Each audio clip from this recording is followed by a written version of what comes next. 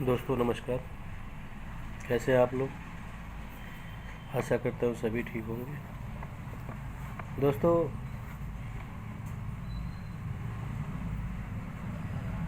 अब खांसी के विषय में, टीबी के विषय में, फेफड़ों के अंदर पानी भर जाना, पेट के अंदर पानी भर जाना, आमाशय के अंदर अल्सर हो जाना और शुगर, मतलब जो भी क्रोनिक डिजीज में शामिल हो जाए और उसको आप दवा करा करा के थक गए हों, तो उस स्थिति में हम क्या करें? जो भी क्रोनिक डिजीज है उसके इलाज के लिए हम क्या क्या व्यवस्था करें, कैसे उनको ठीक करें, बस इसके विषय में थोड़ी सी चर्चा हम करने जा रहे हैं। आपको यकीन दिलाने में मुझे थोड़ा समय लगेगा। कुछ लोगों की वीडियो मेरे YouTube चैनल पे पोस्ट है। आप विमल के नाम से सर्च कर सकते हैं, उनका मोबाइल नंबर दिया हुआ है। अजय के नाम से कर सकते हैं, राम रईस के नाम से कर सकते हैं। तो ये जो फीडबैक है ये आपको ये विश्वास दिला सकता है कि जो मैं कहने जा रहा हूँ वो लगभग 50 लोगों के ऊपर आजमाई हुई, और मेरे द्वारा तो 50 लोगों पे आजमाई हुई। दुनिया में जो लोग इस पद्धति को अपना के इस दवा से ठीक हुए हैं, इस पद्धति से ठीक हुए हैं, उनकी संख्या लाखों में है। मैं अपनी जो आप बीती है, जितना प्रैक्टिस मैंने किया है, वो उस प्रैक्टिस के हिसाब से मैं आपको ये बातें बता रहा हूँ कि अगर आपको जो भी मैंने बातें बोली किसी तरह का भी कोई भी, मतलब ये है कि हमारे बीमारियों के अंदर वात पित्त कफ से संबंधित सारी बीमारियाँ होती हैं, जितनी मर्जी बीमारियाँ हों, क्रोनिक से क्रोनिक क्यों ना हो, ठीक तो उसको बाहर निकाल के ही किया जाता है, उसको दाब के नहीं। यानी कारण को बाहर निकाल दीजिए, बीमारी खत्म। तो जो भी बीमारियाँ होती है वो अपने शरीर के अंदर वात पित्त कफ के दूषित होने या उनके साथ कुछ तालमेल गड़बड़ होने की वजह से होती है। पित्त बढ़ जाना, वात बढ़ जाना, कफ बढ़ जाना और बढ़ के त्रिदोष से सप्त धातु का खराब करना। जब ये सप्त धातु खराब होती है तो अनेकों बीमारियां उत्पन्न होती है। तो मैं इन सप्त धातु को शुद्ध करने के लिए, त्रिदोष को खत्म करने के लिए जो खान पान, स्नान, ये वस्ती, ये जो पद्धति बताने जा रहा हूँ ये बहुत महत्वपूर्ण है। दोस्तों, हम लोग स्नान रोज करते हैं, पर क्या आप जानते हैं कि स्नान करने से भी बीमारियां निकलती हैं? कब, कितना, कैसे, कितना टेम्परेचर पानी का, हमारे बॉडी का टेम्परेचर कितना है। दोस्तों, देखा होगा आपने कि रिक्शा चलाने वाला हर बीमारियों को पसीने के रूप में बहा ले जाता है। ऐसे ही हम लोग भी अपने शरीर की टेम्परेचर को बढ़ा दें तो हमारी सारी बीमारियां दुरुस्त हो जाती है। तो इसी पे आधारित महर्षि चरक ने एक स्नान की विधि बताई है। हम अपने टेम्परेचर, अपने शरीर की टेम्परेचर से 4 डिग्री टेम्परेचर अप, जैसे हम अब इस समय हमारी टेम्परेचर है लगभग 33, 37 तक हम अगर जाते हैं, या 37 है तो 41 तक हम जाते हैं, तो बस हमारी जो हृदय की गति है वो थोड़ी बढ़िया पंच करने लगती है, उसको ताकत मिल जाता है। तो करना क्या होता है कि हम अपने गले तक पानी में डूब जाते हैं आधे घंटे के लिए। अगर आपके पास और ताकत हो तो आप 2 घंटे तक लगातार डूबे रहें और उसमें पानी को शुद्ध करने के लिए जो जो चीज़ें बड़ी हमारी मतलब काढ़ा जो होता है वो डाल दिया जाए। तो हम आपको जब भी आप मेरे से कहेंगे आपको व्हाट्सएप पे बता देंगे। 65 396 23 215 पे व्हाट्सएप करके आप पूछ सकते हैं। अब रहा टेम्परेचर बढ़ाने की, तो पानी को आप 42 डिग्री से माइनस कर दीजिए, यानी 40 डिग्री तक। अगर 42 करते हैं तो वो शरीर अंदर जाते जाते वो 41 तक आ जाता है और पानी को हिलाने डुलाने से वो 38-39 तक रह जाता है। क्योंकि पानी गर्म करने के बाद एक जगह जहाँ पे आप गर्म करेंगे एक जगह ज़्यादा गर्म रहेगा, दूसरे जगह थोड़ा कम। अगर उसको मिक्स कर देते हैं तो बराबर। वो आप पानी को किसी टब में गर्म करा के, यानी उसकी एक सेटिंग बनाई जाती है। अगर नहीं सेटिंग आपके पास बने तो केवल जो कह रहा हूँ वही करिए। और उसमें आप 1 घंटे आधे घंटे मतलब आप टाइमिंग बना लीजिए और 2 दिन 4 दिन 5 दिन ये करके देखिए। अगर आप अपने शरीर को आप 40 डिग्री मेंटेन कर देते हैं पानी के अंदर, तो आपके शरीर की जो भी नसें हैं जिसके अंदर ये पस वात पित्त कफ एक्टिव है, ये टोटली नरम हो जाएंगी और हार्ट की गति अपने से 5 गुना ज़्यादा अच्छा काम करने लगेगा। किडनी भी अच्छा काम करने लगेगी, लीवर भी अच्छा काम करने लगेगी, फेफड़े भी अच्छे काम करने लगेंगे। और ये क्या करेंगे? डिटॉक्सिफाइड, टॉक्सिन को बाहर निकालने, लड़ के बाहर निकालने में बड़े कारगर होंगे। दोस्तों बुरा मत मानना, बीमारियां आपके पानी में चली जाएगी, चाहे वो यूरिन के द्वारा जाए, चाहे वो फेफड़े से कोशिकाएं बाहर करे, चाहे वो कफ से जाए, मतलब जिस मर्जी से जाए। दोस्तों वो पानी आप पीना मत, जैसे गले तक ही रखना। आधे घंटे 1 घंटे 1.5 घंटे और लास्ट 2 घंटे, 2 घंटे से ऊपर नहीं रखना।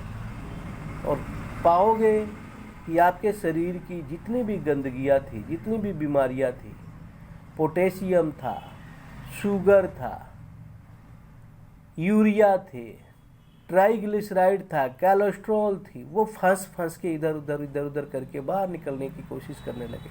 और हमारा जो हृदय है वो अच्छा काम करने की वजह से, हमारी किडनी को अच्छा काम करने की वजह से, हमारे लीवर को अच्छा काम करने की वजह से 3 घंटे बाद वो इतना शुद्ध हो जाता है, वो इतना डस्टिंग निकाल देते हैं कि शरीर हमारा फिर से अपने पंचुअलिटी पे आ जाता है।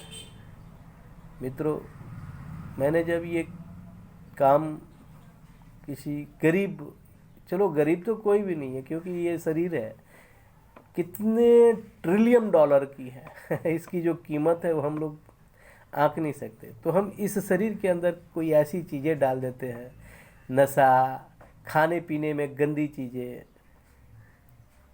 मीट मछली टीसी जो भी है ये सब डालते हैं, तो ये बीमार पड़ जाता है। इसके अंदर जो क्रिएटिनिन वगैरह है वो अपने समय से थोड़ा ज़्यादा ऊंचा हो जाता है। तो दोस्तों ये चीज़ों को ठीक करने के लिए इतने महंगे मशीन में हम अगर अच्छे चीज़ डालें तो ही ये काम करेगा। ये हमने तो डस्टिंग कर दी, ये डस्टिंग 22 दिन 25 दिन का होता है, लगातार 2 महीने 3 महीने तक का हो जाता है पुराने कंडीशन में। पर ये 1-2 दिन में पता लग जाएगा कि कितना दिन का ये प्रोसेस करना है, आपका शरीर खुद बता देगा। अब रहा अगला कि खाएं क्या, खिलाएं क्या, दें क्या, दिलाएं क्या। तो इस शरीर को वही दें या वही दिलाएं जो इसकी ज़रूरत है। तो दोस्तों इसमें जो पद्धति है वो आती है लंगूर पद्धति, बंदर पद्धति, जिसको हम हमारे आदि मानव। क्या दोस्तों आपने कभी देखा है कि बंदर कभी मांस खाता हो? चलो, जो वो खाता है उसी की कॉपी कर लीजिए। वो सूखे गीले फल फ्रूट जो भी खाता है बस उसी की आप कॉपी करके खाइए। 12 बजे तक अपने वजन के हिसाब से, जैसे आपकी वजन 50 किलो है तो 350 ग्राम तक आप वो फल खा लीजिए। उसके बाद 12 बजे के बाद आप खाना खाने के लिए तैयार होइए। तो खाने में क्या खाना है, तो आपको पहले अपने वजन के हिसाब से फिर से 350 ग्राम तक सब्जियां, कच्चे फल, कच्चे फ्रूट, कच्ची सब्जियां, मूली, गाजर, प्याज, लहसुन etc एक सलाद के रूप में रख लेना है। और 2 प्लेट तैयार करने हैं, 1 प्लेट आपका सलाद का हो और दूसरा प्लेट आपका भोजन का हो। तो भोजन में आप जो इच्छा करें खा सकते हैं, आप जो कहें। मैंने तो मना किया हुआ है कि मैदा नहीं खाना, आप मैदा भी खा सकते हो, क्योंकि मैं आपके अंदर ऐसा ड्राइवर डाल दे रहा हूँ जिसकी वजह से आप कुछ भी खाओगे आपकी शुगर मेंटेन रहेगी, आपकी सारी बीमारियाँ मेंटेन रहेगी। आपका इच्छा है भर पेट कुछ भी खाने का, क्या खाना चाहते हो मुझे बताओ, मैं आपको खलगा के और पचा के दिखाऊंगा। जो खाना चाहो बताओ मेरे को, जो आपकी इच्छा हो मुझे व्हाट्सएप करके बताओ, चलो। और वो खाना आपका पचेगा, मेरी गारंटी है। नहीं पचेगा, मैं आपके हर बातों को सुनने के लिए तैयार हूँ। तो दोस्तों, मैं श्रद्धा भक्ति के साथ ये कहना चाह रहा हूँ कि आप प्रेम से जो आपकी इच्छा है वो खाने के लिए मंगा लो। पहला प्लेट आपका रहेगा सलाद का, वो खा लो, उसके बाद आप उस भोजन को खाओ। आपको कंडीशन 2 दिन के अंदर ये पता लगेगा कि अभी तो मैंने सलाद खा लिया तो मेरे पेट में जगह नहीं है। कोई बात नहीं, दूसरे दिन खाओ, तीसरे दिन, चौथे दिन में आपका पक्का कहता हूँ कि उससे ज़्यादा खाने का पेट में जगह आ जाएगी। क्यों? क्योंकि दोस्तों, गंदगी तो बाहर निकल गई है नहाने के बाद। नहाने के बाद अगर गंदगी बाहर निकल गई तो मेटाबॉलिज्म इतना मजबूत होने लगेगा कि आप कुछ भी खाओगे तुरंत ही पचना स्टार्ट होगा। भूख इतनी लगेगी कि आप बच्चों की तरह चिल्लाने लगोगे, रोने लगोगे, इतना भूख लगेगी। और शरीर के सारे रोग ऐसे दूर होंगे दोस्तों, आप यकीन नहीं करोगे। मैंने लोगों की इंटरव्यू ली हुई है, मैंने लोगों की फीडबैक लिया हुआ है। जब वो कहते हैं ना कि डॉक्टर साहब आपकी पद्धति मुझे बहुत रुचि आई, बहुत अच्छा लगा, तो दोस्तों मन जो है वो गदगद हो जाता है। बहुत खुशी महसूस होती है कि वो आदमी की दुख को मेरे चलते सुख में बदल गया। और बदलने का जो ट्रांसलेशन का काम किया है वो केवल मेरा एक जुबान और उसका काम, उसके फर्ज, मेरा फर्ज और उसका फर्ज, मेरा ईमानदारी और उसकी ईमानदारी, बस।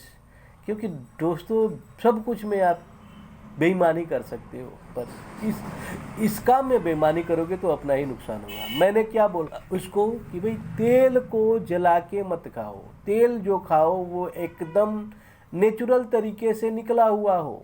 जैसे सरसों को पेरा और निकाल दिया बिना रिफाइन किए, चिपचिपा है, बदबूदार है, चलेगा। दूसरी, नमक आपने रोड़ी वाला खाना है, नमक माई वैदिक इंडिया के नाम से हम बनाते हैं, वो नमक खाना है, रोड़ी वाला नमक खाना है, ना कि कोई पैकिंग का नमक खाना है। तीसरा, नमक के साथ आपने खाना है तेल, आपका हो गया वात की बीमारी का इलाज। उसके बाद आप तेल को जलाना नहीं है, तड़के नहीं लगाना, तेल को डायरेक्टली ऊपर से डालना है। सब्जी बनते समय सब्जी पका के ऊपर से तेल डालना, जैसे चोखा चटनी में डालते हैं, ऊपर से। तड़के नहीं लगाने। दाल में भी तड़के लगाने हैं तो नमक मिर्च मसाला जो भी डालना है आप डाल लो, तेल को गर्म मत करो, तेल को ऐसे ही डालो। देखो, आप हमारी बातों को मान के आपका वात पित्त कफ कैसे संतुलित हो जाता है। तीसरी दोस्तों, पकाया हुआ भोजन कम और कच्चा भोजन ज़्यादा, क्योंकि इसके अंदर ड्राइवर है। और पकाए हुए भोजन में जो मर्जी नाम ले लो, पैकेट का फूड, जहरीला, जो भी आप फूड खाते हो बाहर, क्योंकि आपको मिलेगा कुछ है ही नहीं बाहर में, मोटे अनाज मिलेंगे नहीं, वहीं burger pizza pastry chole bhature ETC जो मिल रहा है खाओ। पर जो मैंने बोला वो, अगर दोस्तों आपको कच्चा मोटा अनाज मिल गया तब तो आपके जीवन को बदल के रख देगा। चने की बेसन, चने का आटा, मक्की का आटा, बाजरे का आटा, ज्वार का, जई का, तो आपसे ये मैं कह देता हूँ कि आप जितनी मर्जी बीमारियाँ हो, ये अगर अंदर गया और पच के बाहर निकला तो आप वाह वाह करोगे और ज़िंदगी आपकी ऐसे कटेगी कि कोई डॉक्टर की ज़रूरत नहीं। अगर कोई डॉक्टर आ गया दोस्तों तो मैं कहता हूँ मैं फ्री में हर इलाज को कर दूँगा। और ये ज़्यादा दिन नहीं, अपने जीवन का अंक बना लो। दोस्तों, इतना ये कम खर्चीला है ना। मैं तो अपने लाइफ में लगभग 20 सालों से करी जा रहा हूँ। कुछ नहीं मिलता तो आपके बगल अगल में मक्की का आटा जरूर मिलता है। कुछ ना करो, मक्की के आटे को पानी में सान दो, लहसुन मिर्चा अदरक और धनिया की पत्ती का चटनी बना लो, और थोड़ी सी सरसों का तेल हो या कोई बढ़िया तेल हो जो कच्ची घानी का हो, बिल्कुल कच्ची घानी, कोई रिफाइंड ना हुआ हो। बस वो आटे को सानने के बाद में ना हाथ ही पे इतने इतने पूरी टाइप में बना लो, जैसे गोलगप्पे बनते हैं, और तेल में डाल के निकाल लो, छन जाएगा पकोड़े की तरह। और बस उसको चटनी के साथ आप खाओ। देखो, एक बार खा के तो देखो, मुझे फीडबैक बताना। मैं करते आ रहा हूँ, मुझे पता है कि ये पेट के अतड़ियों को इतना बढ़िया साफ कर देता है कि आपके अंदर अगर कोई बीमारी है भी तो वो इतना दूर भाग जाती है कि दोबारा आने का नाम नहीं लेगी। दूसरी बात दोस्तों, अगर बीमारी आप आ भी जाती है तो होम्योपैथिक यूज करो, आयुर्वेदिक का सहारा लो। तुरंत तो नहीं आपको सहायता मिलेगी उससे, बट यह है कि आपको जड़ से ठीक होने का पूरी गारंटी है। बाकी मैं ये नहीं कहता कि आप अंग्रेजी का सहारा ना लो, पर उसको सूक्ष्म मात्रा में, जैसे आप 500 mg की कोई कैप्सूल यूज करना चाहते हो, उसको 250 mg कर लो, काम वो भी उतना ही करेगा। मतलब मेरा कहने का है कि एक आदमी को डॉक्टर या मेडिकल स्टाफ 5-5 गोलियां लिख के दे देता है, लो पाँचों खा लेना। आप पाँचों को मत खाओ, पाँचों को एक में मिक्स कर लो, उसकी बारीक मतलब पेस्ट बना दो, पाउडर बना दो, और उसको एक कैप्सूल फॉर्म में डाल दो, कैप्सूल पे फॉर्म में डाल दो। अब वो खाओ, यानी 5 का 5, अगर 200 mg है तो वो 5 दूनी 10, 20, मतलब 20 mg, 200 मतलब 2000 mg का हो गया। 500 mg का अगर 5-7 दवाइयाँ लोग खाते हैं तो फिर 2500 mg हो गया। तो मैं ये चाहता हूँ कि उसको आप मिक्स कर लो, और 500 mg के अंदर, मतलब जो 500 mg की जो कैप्सूल होती है, बस उसी में डाल दो और वो यूज करो। काम उतना ही करेगा, थोड़ा कम करेगा, पर यह है कि आपके शरीर की किडनी को खराब नहीं करेगा। जीवन भर आप खुश रहोगे। दोस्तों, आप डॉक्टर लोगों की लिखी हुई दवाइयों को खाओ, मना नहीं कर रहा हूँ, पर कम मात्रा में खा के तो देखो। मैं तो होम्योपैथिक की और आयुर्वेदिक की पद्धति के अनुसार ट्राई किया है कि जितनी दवाइयाँ का मात्रा कम हो, काम उतना ज़्यादा करता है। जैसे डेक्सा मेथासोन एक इंजेक्शन आती है, लोग 200 ml और 1 ml, 2 ml या 1 ml का मतलब उसके देखते हैं कि डाल देते हैं। दोस्तों, उसको अगर आप 1 ml का 40वां हिस्सा भी डालो ना, 40 पॉइंट होती है 1 ml में, तो भी वो काम कर जाती है। बट काम करने का पद्धति है, जैसे 2 ml डालोगे तो तुरंत काम करेगी, और 1/40 यानी 1 पॉइंट डालोगे तो वो 40 घंटे बाद अवसर दिखाएगी। पर इतना बढ़िया रिजल्ट देखेंगे कि वो जड़ पे काम कर रही है, किसी तरह का कोई नुकसान नहीं किया। दोस्तों, मैं कहना चाहता हूँ कि जो भी दवाइयाँ बनी हैं, चाहे एलोपैथ है, चाहे होम्योपैथ है, चाहे आयुर्वेद है, चाहे देसी जड़ी बूटी है, ये काम करती है, पर आपका शरीर पचा ले तब काम करती है। अगर नहीं पचाया तो ये बदनाम करती है, उस पद्धति को बदनाम करती है। अंग्रेजी दवाइयाँ बनाने वाले कोई मूर्ख थोड़ी हैं, वो भी बहुत महान लेखक है, लेकिन उसकी पद्धति क्या है, उस जगह के लिए बनी है जहाँ पे वो रहते हैं। अब हमारा देश है गर्म प्रदेश में, और वो देश में हर हमेशा ठंडी ही रहती है, सूरज की तो रोशनी दिखाई नहीं देती वहाँ। तो उस हिसाब से उन लोगों ने गर्म दवाइयाँ बनाई हुई है कि उनको ठंडी से राहत दिलाए। और हम खुद गर्म जगह पे हैं तो हमारा किडनी ब्लॉकेज होने लगती है इस दवाइयों से, उसकी साइड इफ़ेक्ट से। वहाँ मात्राएं ज़्यादा हैं तो हमें मात्रा कम करनी पड़ेगी। दोस्तों, जो कह रहा हूँ ना, ये मेरी पर्सनल प्रैक्टिकल है, कहीं लिखा उखा नहीं होगा। ये मैं अपने लाइफ को इस तरह से यूज किया हूँ, मुझे हर जगह सफलता मिली है। जो लोग हॉस्पिटल से वापस आ जाते हैं, चंडीगढ़ से वापस आए पेशेंट, कोमा में हुआ पेशेंट को मैंने ठीक किया हुआ है, और मैं अपनी बड़ाई नहीं कर रहा हूँ, मैं इसका प्रूफ दे सकता हूँ। और जहाँ 25 लाख 50 लाख वाला खर्चा था उसको मैंने 200 400 500 इतने के हिसाब से ठीक किया है। लोग विश्वास नहीं करते, पर कभी कभी आप किसी का मैं ना वो वीडियो डाला हूँ, उसको आप एक बार चेक करके देखना, आपको समझ में आ जाएगी। 20 मिनट का ये वीडियो हो चुका दोस्तों। मैं चाहता हूँ कि अगले बार फिर मैं एक नए वीडियो के साथ आऊँ। तब तक मुझे आशीर्वाद दीजिए और मुझे विदा कीजिए। नमस्कार।